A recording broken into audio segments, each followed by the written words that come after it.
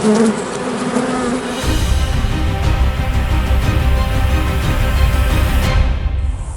going to show you the queen cell incubator that I've built to haul queen cells into the field with. We graft and raise a lot of queens, and we pull queen cells within a couple of days after they're capped and put them in an incubator. In the past, we've used chicken egg incubators, regular styrofoam incubators you can buy anywhere,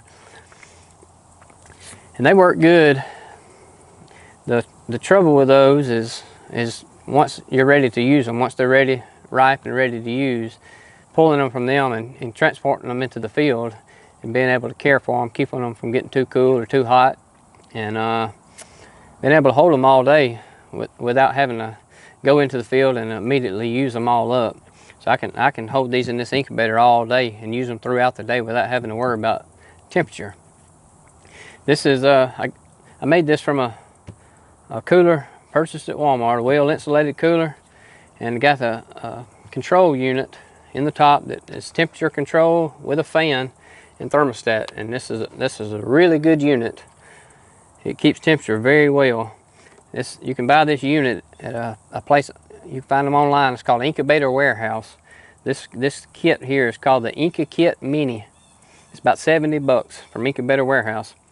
It's an AC unit, plugs into the wall at home. You'll have to have a plug in your truck. I bought a small inverter, so it inverts DC from a cigarette plug to an AC box, and I can plug it right into it. And inside, I've had some styrofoam that I found already with the right size holes in it. It's closed on the bottom. I got 3 of these will fit into this styrofoam. Into this cooler. 3 of these styrofoam pieces here. I use push pins to separate the layers, to hold them apart from sitting right down on top of the cells. But if I was going to do it again, I would just use a thinner sheet of styrofoam and drill the holes all the way through to increase airflow a little bit around the cells. I think that would work a little better. And I did not put much ventilation into the incubator also. I think a little bit more ventilation would probably be a little better, although we have had really good success with this.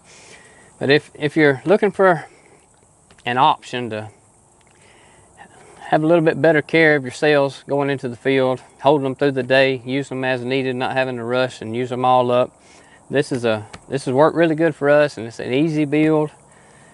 You just drill or cut a hole big enough for the fan to fit in the bottom, the controller to stick through the top, drill a hole for the cord to go through, and took 30 minutes to build, and it works really good. So it's a good option to look into if you're looking for a better way to haul cells and handle cells in the field.